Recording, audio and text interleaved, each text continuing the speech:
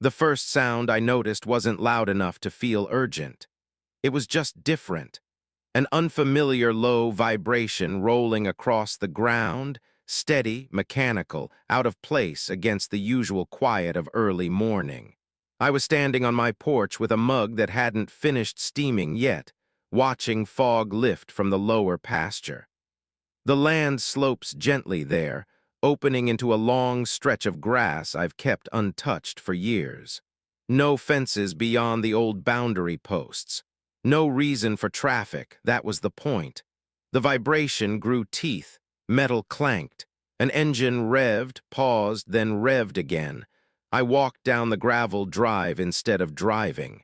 The dust would have given me away too quickly. As the ground leveled out, I saw the tops of machines first, yellow arms rising and dipping like slow, deliberate insects. Survey flags dotted the soil in a clean, efficient grid. Bright pink, orange, someone had been thorough. A bulldozer idled near the tree line. Another had already started pushing earth, folding topsoil into itself as if it had always been meant to move that way. The fence at the edge, old wire, half forgotten, lay flattened beneath fresh tracks. No one looked surprised to see me. In fact, no one really looked at me at all. I stood there longer than I needed to. Long enough to understand this wasn't vandalism or a mistake made in haste. This was scheduled, approved. The kind of work that arrives with coffee still warm in travel mugs and a checklist already half completed. A woman stepped away from a pickup with a clipboard tucked against her side. She moved with practiced calm, boots clean enough to suggest she wasn't here to operate anything herself. She introduced herself by last name only, followed by the name of an association I recognized from the new development a mile east. Her tone wasn't defensive. It wasn't aggressive either. It was procedural. According to her maps, this section of land fell within a planned expansion corridor. Green space conversion, drainage prep, preliminary grading. She spoke as if the land itself had already agreed. I asked her how they'd confirmed ownership. She glanced at the clipboard, then at me, then back again. "It's all been cleared through our records," she said, not dismissively, confidently. The kind of confidence that comes from repetition, not verification. I didn't argue. I didn't tell her to stop. I didn't raise my voice or pull out my phone. Instead, I walked the perimeter they'd marked. I took pictures of the flags, the tracks, the broken fence wire pressed into the soil. I noted the time the machines paused and when they resumed. I listened to the way the land sounded as it changed. She watched me from a distance, curious but untroubled. By the time I headed back up the drive, the bulldozer had moved another 10 feet forward, and something about that certainty made me decide not to interrupt it yet. By mid-morning, the air had warmed enough to carry the smell of diesel farther than it should have. It drifted uphill, settling into places that had always smelled like cut grass and sun-warmed cedar. I set up a folding chair near the edge of the porch and watched. Not openly, no crossed arms, no pointed stares, just presence. A man on his own land, observing changes he hadn't authorized but hadn't challenged either. From that distance, the work looked almost elegant. The machines moved with restraint, shaving layers instead of gouging. Whoever planned this hadn't intended to erase the land, just to reshape it. That distinction mattered more than they knew. The woman returned around 10, this time with a tablet instead of a clipboard. She approached slowly, as if giving me time to decide how I wanted to receive her. I appreciated that. She asked if I had questions. I said I was still forming them. She nodded, the way people do when they assume time is on their side. She explained the schedule, 2 days of grading, stakes placed for drainage alignment, then a pause while inspections caught up. Her words were precise, well-rehearsed. Each sentence ended cleanly, leaving no loose edges to pull. I asked again about ownership confirmation, not accusatory, curious. She showed me a parcel overlay on her screen, clean lines, color-coded sections. According to the map, my land tapered into theirs, the boundary softened by something labeled historical variance. She didn't explain what that meant, only that it had been resolved internally. I didn't correct her. Instead, I asked who had submitted the original survey. She hesitated, not long but long enough. Gave me a firm name. A firm I didn't recognize. That was enough for the moment. When she left, I walked the area they'd cleared. The soil was darker beneath the surface, still holding moisture from last week's rain. I knelt and pressed my palm into it, feeling the density, the resistance. This land had never been fragile. It had simply been patient. I took more photos. Close-ups this time. Tire tread patterns. The angle of the push lines. A wooden stake stamped with an abbreviation I recognized from county records, not the HOAs. That afternoon, a truck delivered concrete forms and stacked them just inside the disturbed area. No one asked me where to put them. They already knew, or thought they did. As the sun dropped, shadows stretched across ground that no longer matched the horizon I'd memorized. Sightlines changed subtly. The view from the porch cut differently now, like a sentence missing a familiar pause. I felt the urge, stronger than before, to stop it. To say something, to interrupt the rhythm before it carried further. But momentum has weight. And once it starts rolling, it reveals things people forget to hide. That night, I laid out my documents on the kitchen table. Deeds, surveys, old correspondence folded into creases that remembered other decades. I didn't rush. I didn't feel angry. I felt certain. And certainty, I've learned, doesn't need to speak first. I woke before the machines did. That alone told me how far the routine had already shifted. For years, the land set my schedule. Light through the windows, birds settling arguments in the hedgerow, the occasional wind rattling the loose siding on the shed. Now there was anticipation, a sense of waiting for something mechanical to resume where it had left off. I made coffee and didn't bring it with me this time. From the porch, I watched headlights crawl across the lower field just as the sky began to pale.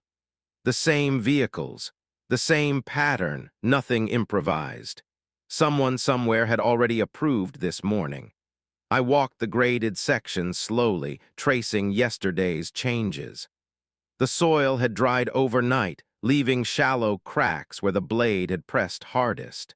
A drainage trench had been outlined with string, its path unnervingly straight, cutting across a spot where wildflowers usually took over in late spring. The woman arrived a little later than the crew.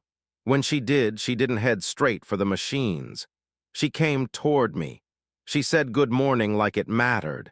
I asked her if anything had changed since yesterday. She said no, then paused and corrected herself. The word clarified entered the conversation. A review meeting, an internal check. Nothing that affected the work, she assured me, not yet. I told her I'd looked over my records. She didn't ask what I'd found. She waited. That was new. I mentioned the survey firm she'd named. Asked when they'd last stepped foot on this property. Her eyes narrowed just slightly, not in suspicion, but in recalculation. She said she'd have to check. We stood there while a bulldozer eased forward behind her, its blade skimming the surface with deliberate care. The ground shifted again, quietly, while the conversation lagged half a step behind. I pointed out the stamped stake, the county abbreviation. I asked how it aligned with her overlay. She didn't answer right away. Instead, she took a photo of it, sent it somewhere. Momentum hesitated. By late morning, one of the machines shut down completely. Not all of them, just one. The operator leaned against the track and waited. No explanation offered, no announcement made. The woman stayed on site longer than she had the day before. She took calls away from the noise, pacing small circles, her voice low. When she returned, her confidence hadn't vanished, but it had adjusted, like a chair pulled closer to the table. She asked if I'd be willing to share copies of my documents. I said I would. Tomorrow. She accepted that answer without argument, which told me more than a dozen raised voices ever could. The rest of the afternoon passed unevenly. Work resumed, then paused. Lines were measured twice. A string was retied at a slightly different angle. Small corrections layered over an assumption that was no longer holding its shape. As the sun dropped again, she approached me one last time. She said carefully that sometimes developments grow faster than their records. I said nothing, because the land doesn't move unless something pushes it, and today that push had started to slow. The fourth morning felt quieter even before the engines started. Not silent, just restrained. As if the land itself had noticed the hesitation and leaned into it. I walked the perimeter before anyone arrived, following the original fence line the way I always had, by memory rather than markers. Where wire had been crushed, I could still see the old posts, weathered and stubborn, holding their ground even when the fence no longer did. That boundary had never been decorative. It had been measured, argued over, signed, and filed long before the first HOA meeting ever took place. When the crew showed up, they didn't fan out immediately. Two men stood by a truck talking. One checked his phone more than once. A third walked the graded area with slower steps, as if waiting for instruction that hadn't arrived yet. The woman came later than usual. She greeted me without preamble and asked if I had a few minutes. We stood near the place where the trench was supposed to cut deeper. It hadn't. The string was still there, but the soil beneath it remained untouched. She told me she'd reviewed additional records overnight. Older ones. Ones that didn't match the overlay she'd been using. There was no apology in her voice, but there was acknowledgement. A recognition that something foundational had been skipped. I handed her a folder. Inside were copies, never originals, of surveys going back decades.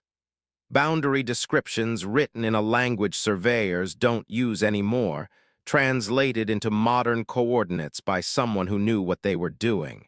Photographs of markers before the development existed. Correspondence with the county confirming setbacks and easements that had never been vacated. She flipped through it slowly.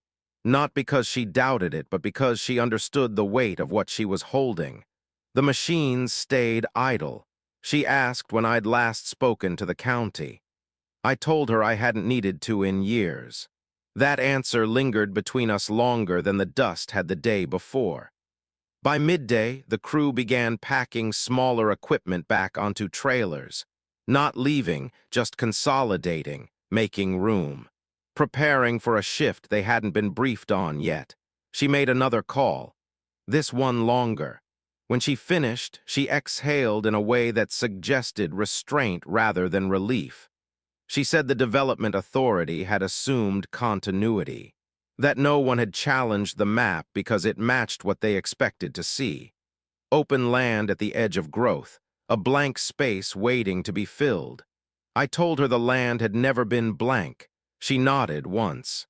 That afternoon, a temporary barrier went up, not to block access, but to define uncertainty. Bright tape fluttered in the wind, marking a pause rather than a claim. As the sun lowered, the woman gathered her things. Before leaving, she turned back and said they'd be suspending further grading until everything aligned. She didn't say how long that would take. I watched the last truck pull away, its tires following tracks that would fade with the next rain. The land exhaled, not healed, but no longer being pushed. And in that stillness, it became clear that stopping work was only the beginning of something slower and far more precise. The pause changed everything. Not in a dramatic way, no sudden silence, no sense of victory, just an absence where motion had been. The land noticed it first. Dust settled differently. Birds returned to the lower fence posts as if testing whether the ground was safe to trust again. I spent that morning walking areas I hadn't visited in months. Not because they'd changed, but because everything else had. When you alter one section of land, the rest responds in subtle ways. Drainage shifts, wind patterns adjust, sightlines bend. Control isn't about stopping movement. It's about understanding how movement behaves once it's interrupted. Around noon, the woman returned alone. No crew, no clipboard.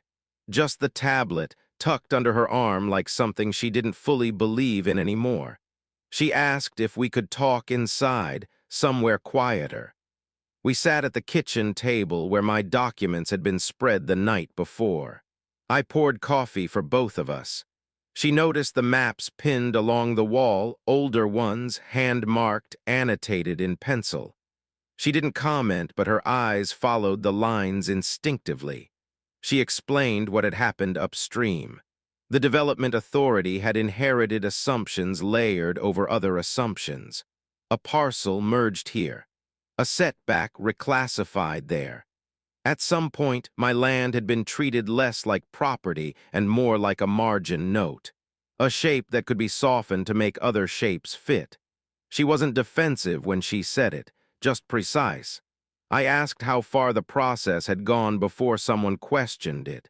She admitted no one had, not until the stake photo. Not until the work slowed and someone asked why. Momentum once again. She told me they'd issued internal stop orders, not public, not formal yet. The bulldozers wouldn't return until the records reconciled. That could take weeks. I nodded. Weeks were nothing. She asked what I planned to do. That question surprised her, I think. She expected anger or demands or leverage. I told her I planned to wait. She studied me for a moment, then asked why I hadn't stopped the work on the first day. I considered that before answering. Because stopping something too early lets people pretend it never started. And I needed them to see what assumption looks like when it takes physical form. She didn't argue with that. Before leaving, she asked for permission to walk the property alone. No measurements, no photos, just to see it without overlays or markers. I agreed. I watched from the window as she moved slowly across the field, stopping where the ground had been altered, then stepping carefully into areas untouched. She took her time. That mattered. When she returned, she said very little. Only that some boundaries feel obvious once you stop trying to redraw them. That evening, as the sun lowered again, I repaired part of the fence, not fully. Just enough to mark intention. The land didn't need to be restored yet. It just needed to be recognized. And recognition, I knew, was still working its way through channels that preferred not to admit it had been missing. By the end of the week, the land had learned a new stillness. Not the untouched quiet from before, but something more deliberate, like a held breath.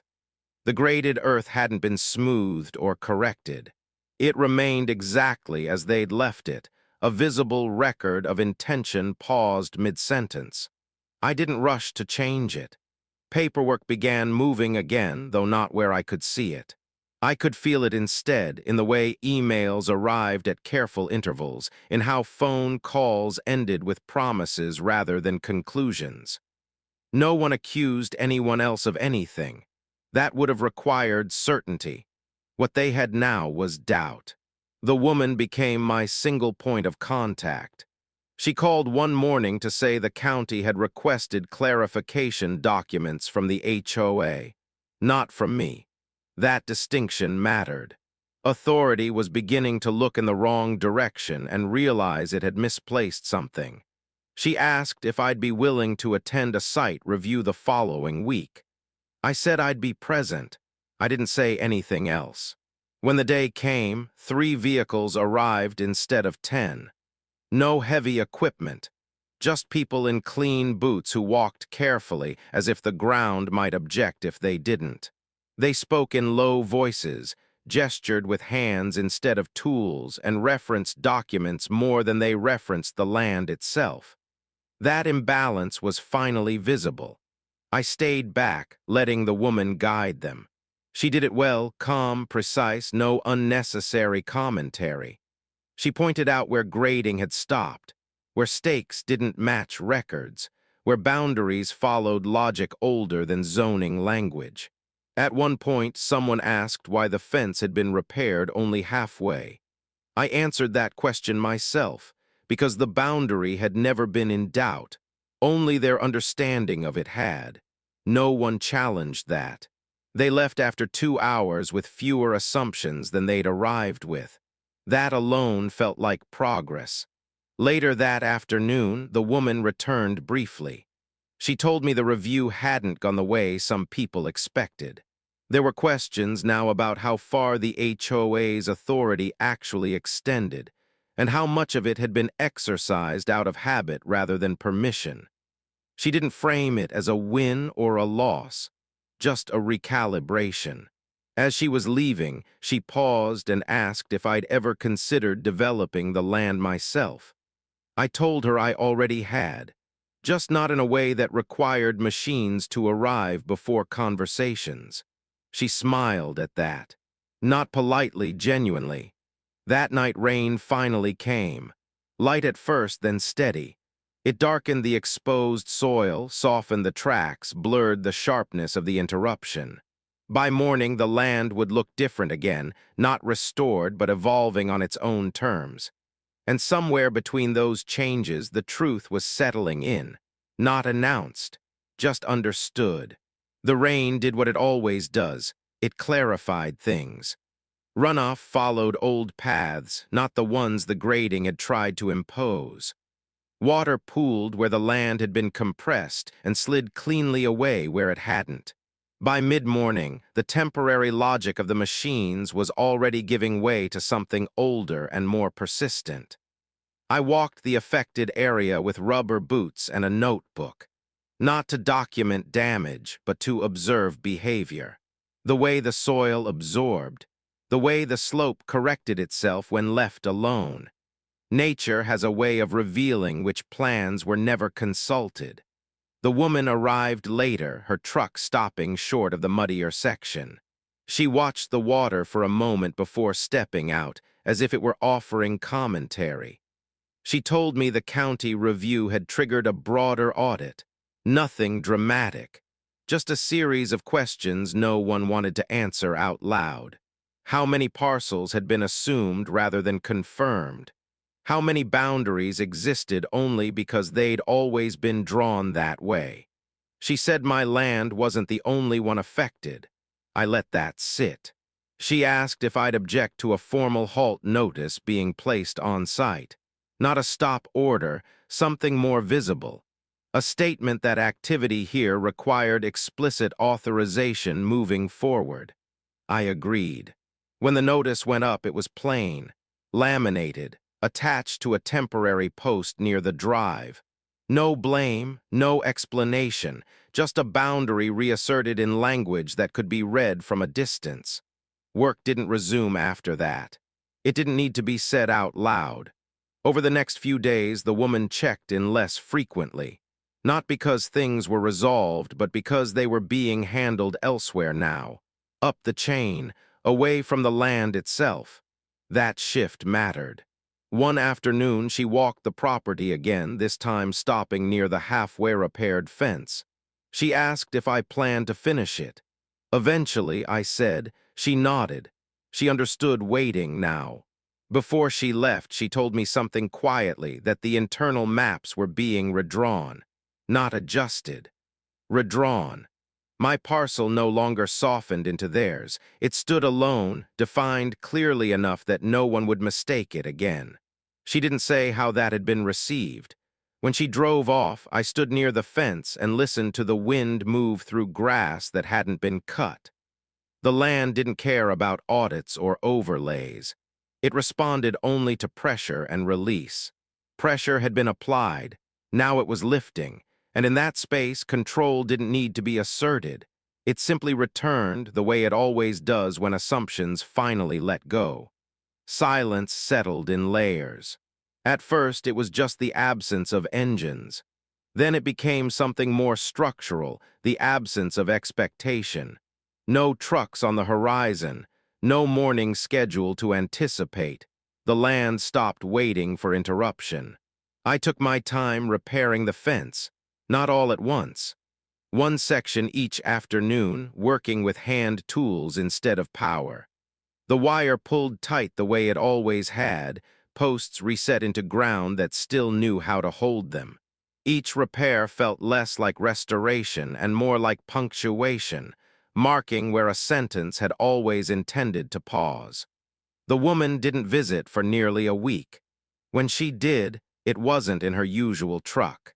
She parked farther down the drive and walked the rest of the way, hands empty. No tablet, no phone visible. That alone changed the tone. She told me the audit had reached a conclusion, not a dramatic one, just a quiet correction. The HOA's authority stopped short of my boundary. It always had. The expansion corridor had been drawn with a margin of error that no one had revisited until the margin became physical. She said the word oversight, but without apology or defense. More like a label applied after the fact, once denial was no longer useful. I asked what would happen to the graded section.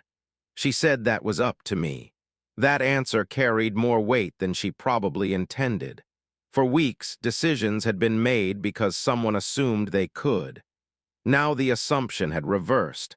I told her I'd let the land decide first. She smiled at that, faintly. We walked the altered area together. The rain had softened the edges. Grass was already pushing back through thinner sections of soil. The land wasn't erasing what had happened, but it was absorbing it. She asked if I planned to pursue anything further. I said no. That surprised her. I could see it in the way she stopped walking. I explained that the point hadn't been to correct them. It had been to stop being overlooked. Once that happened, escalation would only introduce noise. She considered that, then nodded.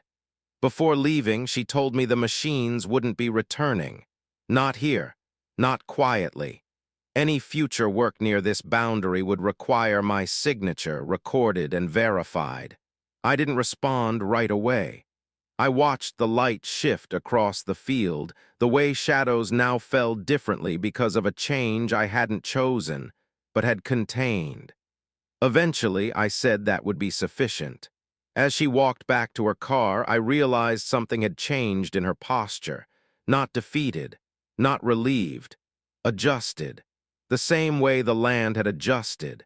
That evening, I sat on the porch longer than usual, listening to insects reclaim their patterns. Control hadn't been seized or announced. It had simply returned to the place where it belonged and stayed there without needing to be defended. Time began moving differently after that. Not faster, just without resistance. Days passed without incident, and the absence of activity started to feel intentional rather than temporary. The graded section no longer drew my eye every time I looked out across the land. It was still there, but it had stopped demanding attention. I received a formal letter a week later. Plain envelope, neutral language. It acknowledged an error in boundary interpretation and confirmed the suspension of all present and future work on my property without direct authorization. No signature I recognized. That, too, felt appropriate. Institutions correct themselves anonymously. I filed the letter away with the others. The woman called once more, mostly to confirm receipt. Her voice sounded lighter, though she kept the same professional cadence she always had. She said the internal conversations had been instructive. That processes people trusted for years were being reviewed with fresh eyes. I asked if that caused problems. She paused, then said it caused adjustments. We spoke briefly about the land itself.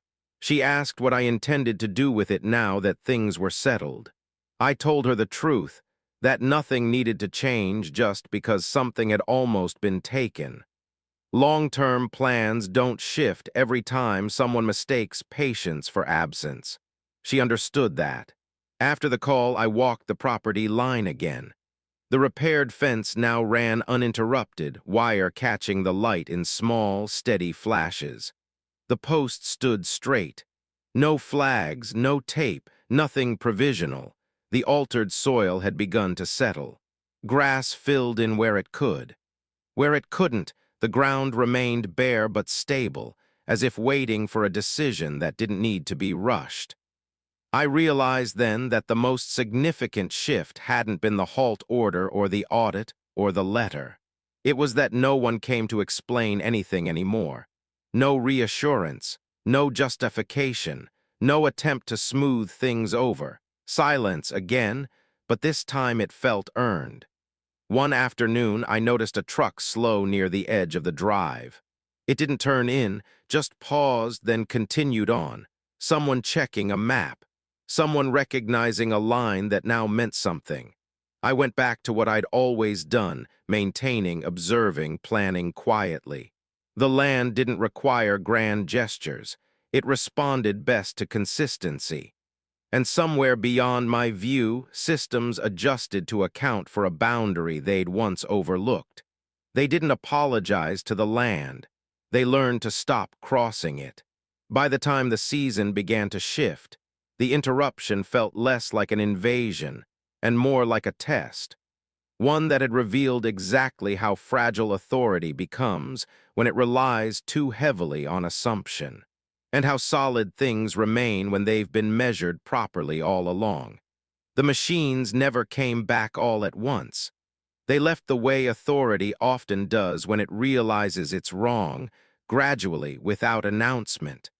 One trailer disappeared first, then a stack of unused forms. The last thing to go was a small storage container that had sat near the tree line longer than anything else, quietly asserting intention even after work had stopped. When it was gone, the land felt complete again, not untouched, but resolved. I didn't rush to change what had been altered. The graded section remained as it was for the rest of the season. Rain softened it, sun baked it. Grass chose where it would return and where it wouldn't. I let those decisions happen without interference. Control doesn't always mean correction. Sometimes it means allowing evidence to remain. The woman visited one final time near the end of summer. She didn't park on the drive. She pulled over at the boundary and walked in slowly, stopping where the fence line caught the light. She didn't cross it until I waved her through. That detail mattered to both of us. She told me the development had been resequenced, plans revised, corridors redrawn with more caution than confidence this time. My parcel now appeared on every internal map as a hard stop. No shading, no ambiguity. She said it plainly, without ceremony. I asked if anyone had pushed back. She said some had, at first. But momentum only works in one direction until something solid interrupts it. After that, it either adapts or stops. We walked the property one last time, not as opposing sides, but as people who understood what had happened. She didn't defend the past or justify the assumptions. She simply acknowledged the sequence of events that had allowed them to stand unchallenged for so long. Before leaving, she asked if I needed anything further. I said no. That answer felt final in a way few things do. When she drove off, there was no sense of triumph. No relief even, just a quiet alignment between paperwork and reality that should have existed all along. Weeks passed, then months. Nothing new pressed against the boundary. No revised proposals. No follow-up meetings. The land remained mine not because I'd asserted it loudly, but because I'd been present long enough for the truth to surface on its own. One evening, as the light fell across the field, I noticed how the altered ground no longer stood out. Not because it had vanished, but because it had been absorbed into a larger continuity. The land remembered what it was supposed to be doing. So did the people who now stayed on the other side of it. Bulldozers don't disappear overnight, but they do stop moving. And when they do, what remains is clarity, quiet, settled, and unmistakable.